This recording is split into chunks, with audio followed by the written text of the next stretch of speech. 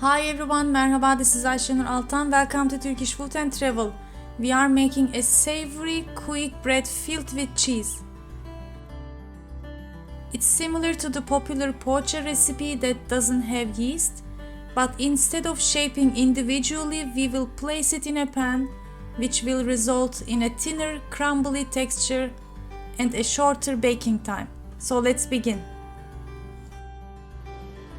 I'm gonna use 2 eggs, 1 yolk for topping, 70 grams butter at room temperature, half cup yogurt, plain thick yogurt, third of a cup vegetable oil, 4 tablespoon vinegar, 1 teaspoon heaped baking powder, half teaspoon baking soda, 2 teaspoon sugar, 1.5 teaspoon salt, and about 4 cups of flour.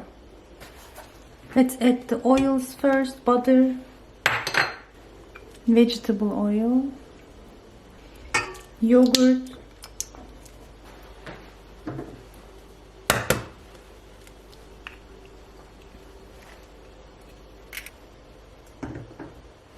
my eggs are very big, so I'm using 1.5. I just whisked.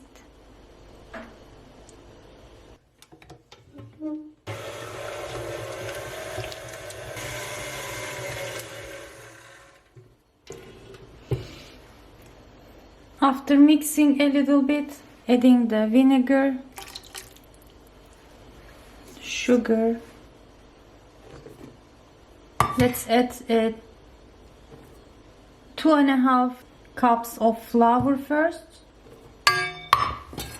baking powder and baking soda, salt, and I'm gonna begin to mix and add more flour until it becomes a smooth, a soft dough.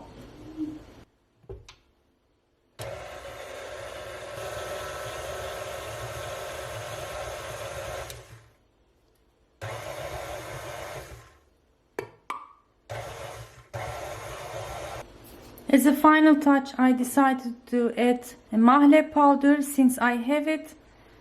If you have, just use, otherwise skip. About teaspoon.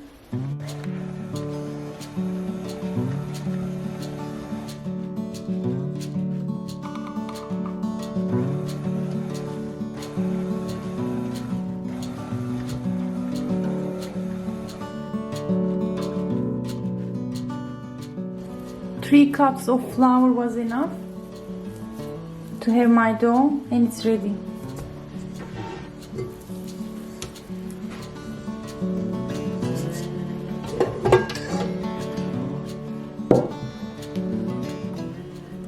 For the cheese filling, this time I decided to use 3 kinds of cheeses. First one is kaşar cheese, similar to mozzarella, Turkish white cheese, feta cheese, I can say similar, and this is tulum. It gives more intense flavor since it is aged, kind of pungy, but it's optional. You can experiment with different kind of cheeses. And finally I added some chopped parsley from the freezer.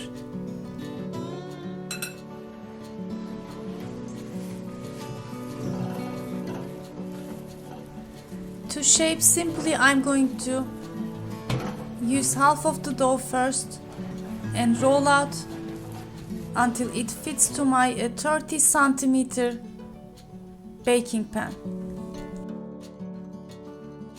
When rolling out the dough, be gentle, sprinkle enough flour, and in every stroke while rolling out, make sure to move your dough so it doesn't stick to the countertop.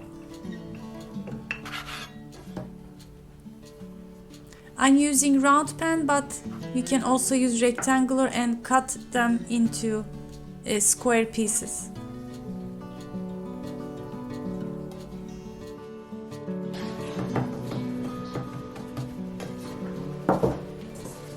I'm gonna do the same thing to the second half of the dough.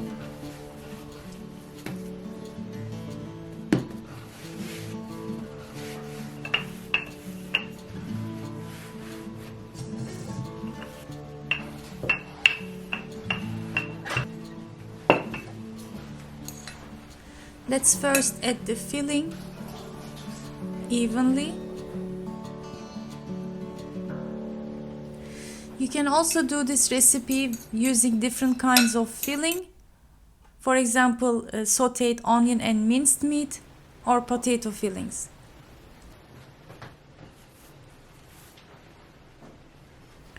You can place the second part by folding gently. It's very easy, and make sure to seal the ends.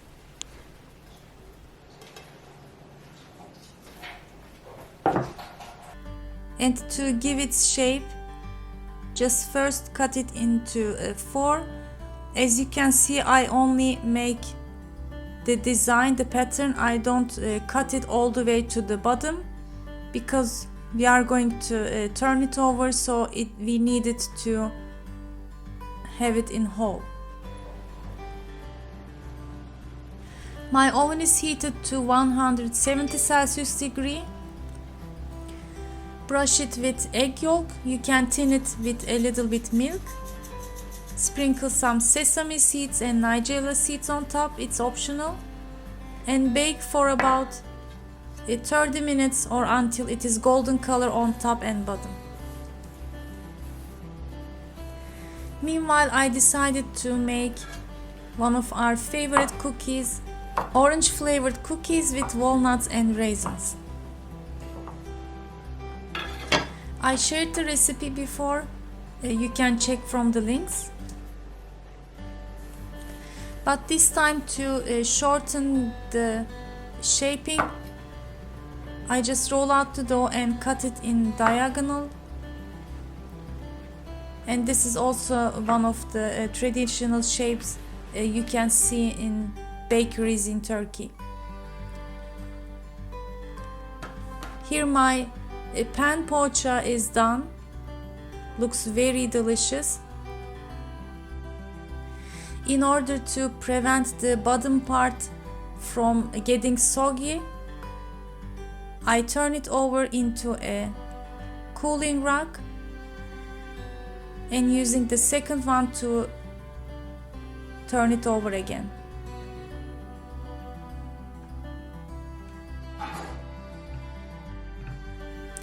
After about 10 more minutes, I place it into cutting board